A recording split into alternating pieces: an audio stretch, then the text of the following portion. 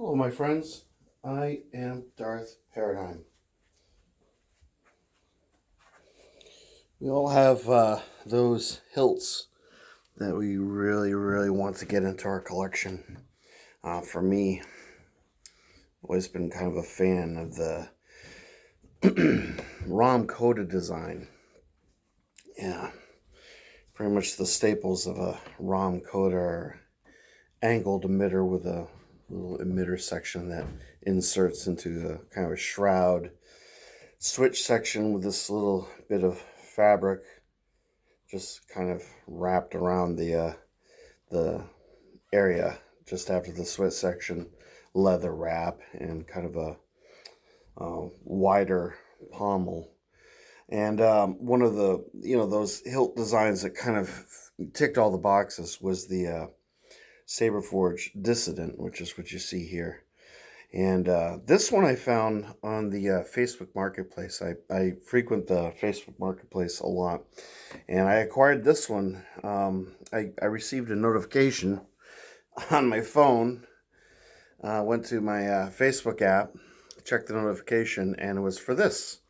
And it pretty much came equipped with everything that I mean, pretty much, again, to reuse that phrase, it ticked all the boxes.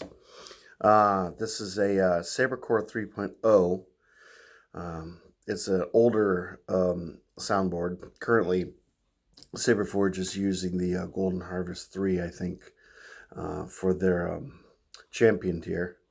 But a year ago or a couple years ago, they used to use the Sabercore 3.0. So it comes with 3 customizable fonts, and it has blaster block, lock up effects, swing, saber on, saber off, and kind of a force push kind of effect. I currently have this hilt installed with a 32-inch Ultra Edge Ultra Saber's blade, which I like the weight of it. The weight of the Ultra Edge blades are just kind of light enough to not hinder movement too much when you're swinging these things around. It comes with a red LED. I know that ROM Coda doesn't have a red blade, but that's what this one came equipped with, and it was for the price that I paid for it, which was a really good price for a used saber. Not too bad.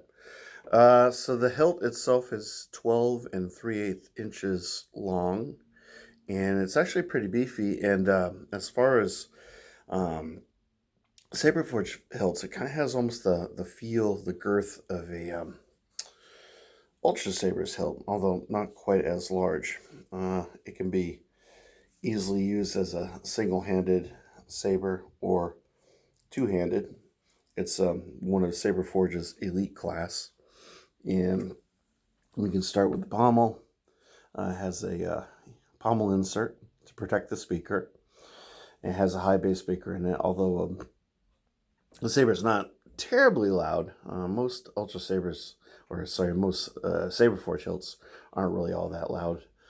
But again, it is what it is. So you can take a look at the pommel. That's where they decided to put the CoverTech wheel, which is a good choice as far as I'm concerned. Brown leather wrap. I would have chosen the brown leather, I think, if I had ordered this from Saberforge, which I did not. So, as far as questions regarding shipping time, it was just the normal shipping time from an individual that owns a saber and sells a saber and then ships it within the continental United States. So there was no lead time per se. So you can take a look at the wrap. Very nice job. I believe that the wrap is not faux. I think it's real leather, if I'm not mistaken. I've seen other people review the Eco Sabers, and they refer to the wrap as faux. So again, I'm not 100% certain on that. The little piece of fabric kind of looks like a shoelace that they use to tie off here is actually glued in place here, and I believe it's glued down here because it does not move on the hilt, so it stays pretty firm. It's a little bit of a distraction when you're trying to spin the saber, this thing, but it's sort of one of the aesthetic choices that's always present on the ROM coda, so you have to kind of take the good with the bad.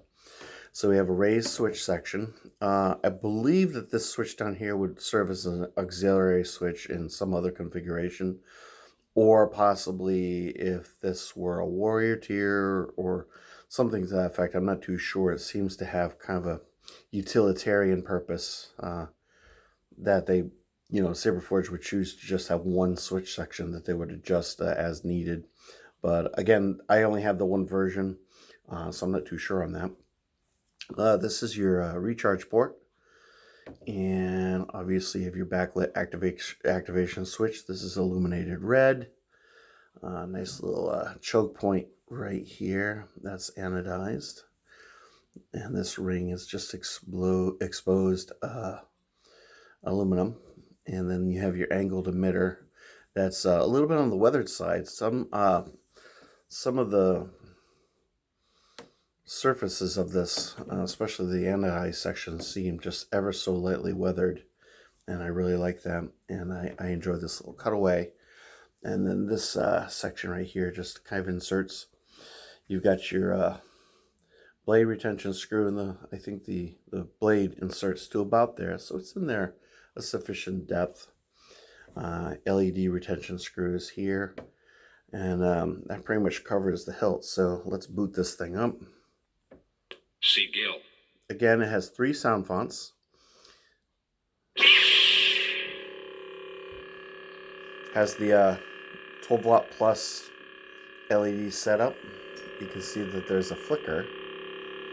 Now, it is possible to connect this to a PC if the PC is capable of running the Sabercore application. My computer is far too old for me to be able to do that, so I can't make adjustments. But where the Saber is at right now, as provided to me, I'm perfectly all set with it. So it does have flash,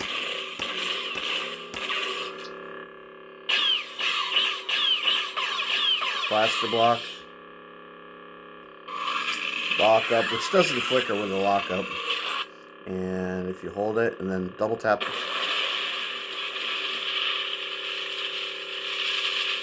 you get a force effect.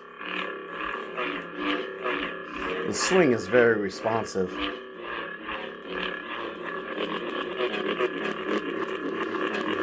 Almost to the point where it sort of sounds kind of eco smooth swing. So that's not too bad at all. To change the fonts, you just retract the blade and you hold the button, and you can kind of hit the button. I'll show you the dark side. And cycle through your fonts. Sigil. So the first one that I just showed you is Sigil. The second is, I don't know what it's called.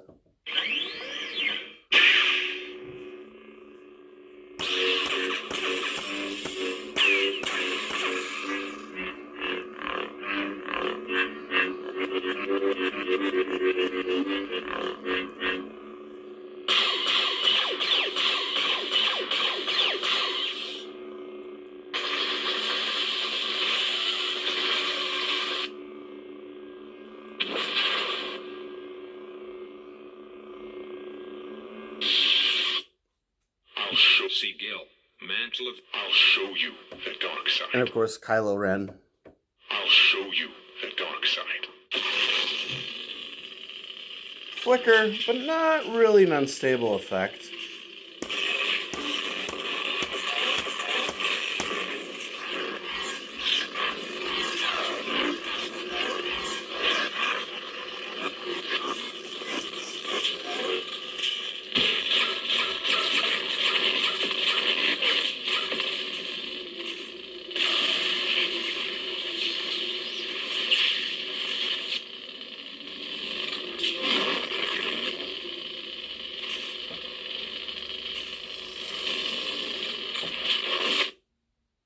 Sigil. Sigil.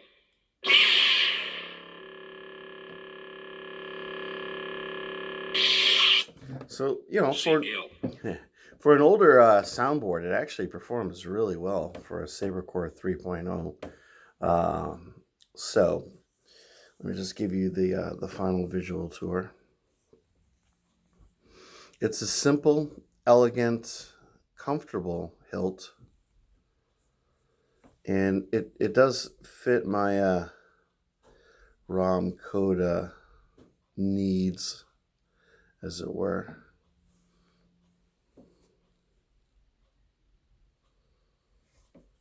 And you can see the pommel, and there's the emitter.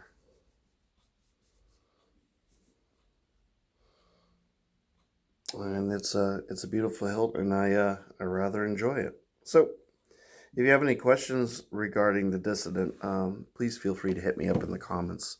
I'll most definitely answer your questions to the best of my ability. Yeah, if you can subscribe to my channel, that would be extremely helpful. And like or dislike the video, whatever you feel is necessary for you to do to be able to sleep at night. That is pretty much the end of this video. Probably tomorrow I will review my my Archon that I received in my mystery box the other day, and that hilt is phenomenal too. So I'm really liking these two latest Saberforge acquisitions. I do enjoy the Saberforge mystery boxes, of which this wasn't one of those. And I'm hoping that Saberforge comes out with more of those fairly soon, possibly after the holidays. They're much more interesting to me than the Ultra Sabers mystery boxes are. I find that the Ultra Sabers mystery boxes have gotten to be quite homogenous, and there's really not much left in that for me. While being on the subject of mystery boxes, I do find that I like how Crimson Dawn has kind of mixed up their mystery boxes a little bit. Now they have NeoPixel, and the Eco NeoPixel, and then they have the Profi NeoPixel mystery boxes as well. So that's still something that's very, very intriguing for most people. But for me, you're almost guaranteed to get something completely unique and different.